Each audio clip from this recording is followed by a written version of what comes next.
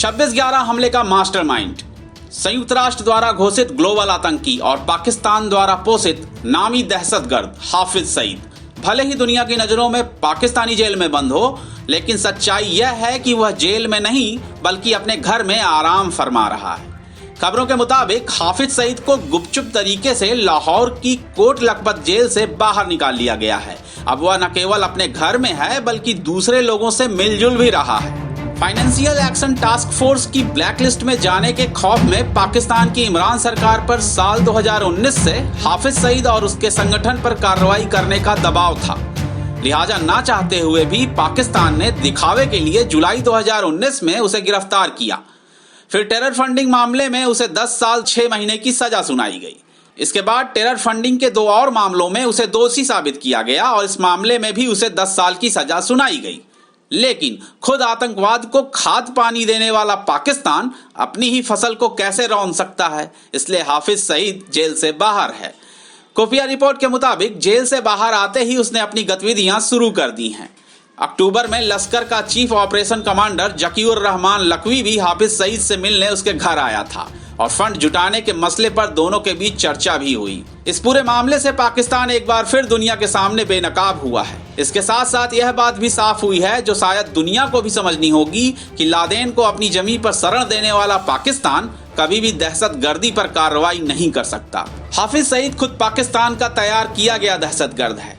समय समय पर पाकिस्तानी एजेंसियां न केवल उसकी और उसके संगठनों की मदद करती हैं, बल्कि उनका इस्तेमाल भारत विरोधी गतिविधि के लिए भी करती हैं। यह जग जाहिर हो चुका है कि ISI ही जमात-उद-दावा समेत तमाम आतंकी संगठनों को प्रशिक्षण देता है और उन्हें भारत में दहशत फैलाने के लिए इस्तेमाल करता है।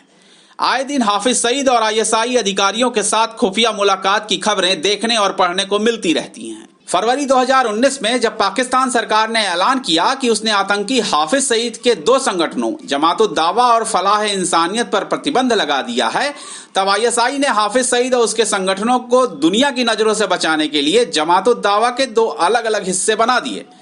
एक का नाम रखा गया जम्मू कश्मीर मूवमेंट और दूसरे का नाम rescue relief and education foundation.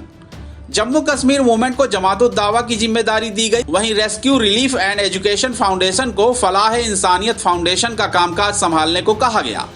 इन संगठनों के नाम ऐसे रखे गए जिससे लगे कि यह एक समाज सेवी संगठन है, लेकिन असल मकसद हमेशा भारत में आतंकी गतिविधियों को अंजाम पहुंचाना ही रहा है। हैरत होती है कि एक तरफ जिस देश की सरकार एक संगठन को प्रतिबंधित करती है, उसी देश की खुफिया एजेंसी उस संगठन को चोर रास्ते से बचाने की कोशिश करती है, और यह सब कुछ सरेआम होता है। दुनिया जानती है कि बिना सरकारी सह के पाकिस्तान में आतंकी संगठन फल फूल नहीं सकते।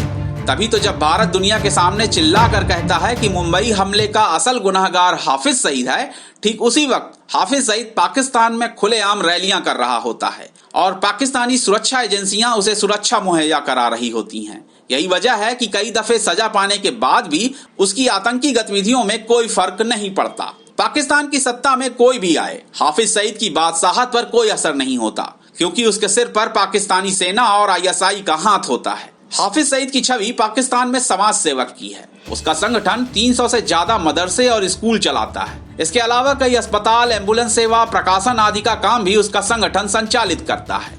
इन जगहों पर करीब 50,000 स्वयंसेवक और सैकड़ों कर्मचारी काम करते हैं। इसका संगठन फलाह इंसानियत हाफिज की जरूरतों के लिए फंड जुटाता है। साल 2008 में संयुक्त राष्ट्र ने इसकी गतिविधियों की वजह से इसके संगठन जमात-उद-दावा को प्रतिबंधित कर दिया था। फिर जून 1914 में अमेरिका ने जमात-उद-दावा को आतंकी संगठन घोषित किया। अमेरिका ने हाफिज सईद पर $1 करोड़ का इनाम भी रखा था। जमात-उद-दावा लश्कर से ही जुड़ा संगठन है जिसने साल 2008 में मुंबई हमले को अंजाम दिया था। साल 2018 में पाकिस्तान में हुए चुनाव से पहले हाफिज सईद ने अल्लाह अकबर तहरीक नाम से पार्टी भी बनाई थी, लेकिन उसे करारी हार का सामना करना पड़ा था। हाफिज सईद आतंकी संगठन लश्कर-ए-तैयबा का संस्थापक है। पाकिस्तान में वो जमात-उद-दावा नामक संगठन चलाता है।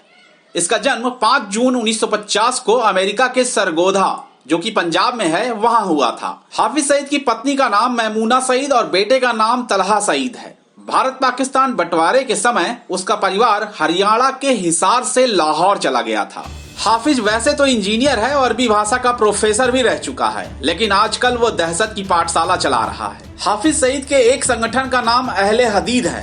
जिसकी स्थापना भारत में इस्लामिक शासन लागू करने के लिए की गई है। मुंबई हमले के बाद भारत ने पाकिस्तान से हाफिज सईद को उसे सौंपने को कहा था, लेकिन पाकिस्तान लगातार हाफिज सईद को आतंकी मानने से इनकार करता रहा है। भारत, अमेरिका और ब्रिटेन समेत कई देशों ने हाफिज सईद के संगठनों को प्रतिबंधित कर रखा है। हाफिज सईद ओसामा के उस्ताद से भी मिल चुका है। साल 1989 में हाफिज सईद अफगानिस्तान के मुजाहिद अब्दुल रसूल सैयफ के प्रशिक्षण शिविर में शामिल हुआ था। वहां उसकी मुलाकात अलकायदा के संस्थापक सदस्य अब्दुल्ला आजम से हुई थी, जिसने ओसामा बिन लादेन को भी पढ़ाया था। भारत के आग्रह पर इंटरपोल ने हाफिज सईद के खिलाफ 25 अगस्त 2009 को रेड कॉर्नर नोटिस जारी किया था। रेड कॉर्नर नोटिस के बावजूद वो पाकिस्तान में खुलेआम घूमता है और जनसभाएं भी करता है।